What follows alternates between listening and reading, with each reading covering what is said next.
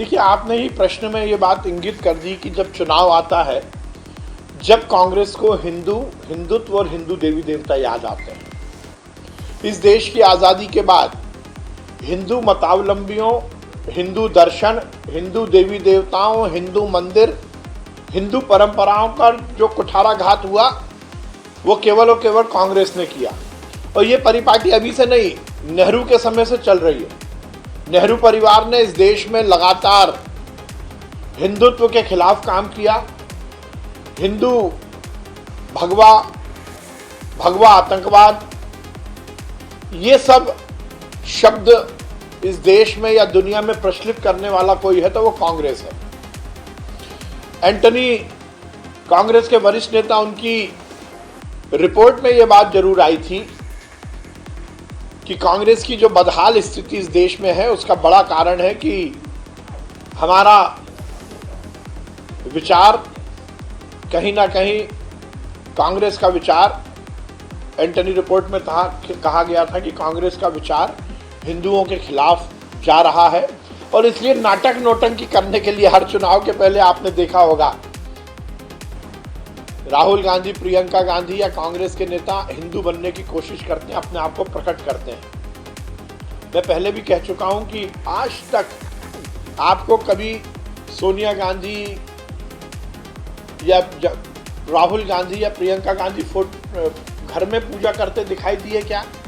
कभी प्रियंका गांधी ने राहुल गांधी की कलाई पर राखी बांधी क्या? चुनाव आते हैं तो महाकाल बाबा याद आते हैं, कोर्ट के ऊपर जनेऊ पहन के अपने आप को हिंदू प्रदर्शित करने की कोशिश करते हैं। प्रियंका गांधी गंगा में डुबकी लगाती हैं और उसके बाद गायब हो जाती हैं। तो अब फिर भारत जोड़ो यात्रा, जो कि भारत को तोड़ने वाले तत्वों को इकट्ठा करके की जा रही है, वो यात्रा मध्य प्रदेश में आएगी और महाकाल बाबा के वो दर्शन करेंगे। नाटक है, नौटंकी है। यात्रा पूरी तरह फ्लॉप हो गई है। उन्हें ये जरूर बताना पड़ेगा कि मध्य प्रदेश में जो वो वादा करके गए थे राहुल गांधी की 2 लाख रुपए का किसानों का कर्जा माफ करेंगे, उसका क्या हुआ, ये बात वो जरूर बताएं। पूरी तरह से फ्लॉप हुई है, स्क्रिप्टेड यात्रा है, जनता उनके साथ नहीं जुड़ रही। कभी देखिए, किसी नेता को यदि फिल्म अभिनेत्री को साथ में चलाकर भीड़ इकट्ठी करने की जरूरत पड़ जाए तो आप समझ सकते हो उस यात्रा का क्या हुआ। पूजा भट्ट का क्या काम? पूजा भट्ट जी यदि राहुल गांधी की यात्रा में इसलिए बुलाई जाए कि उनको देखने के लिए जनता इकट्ठी हो जाए, राहुल गांधी के लिए तो इकट्ठी नहीं हो रही।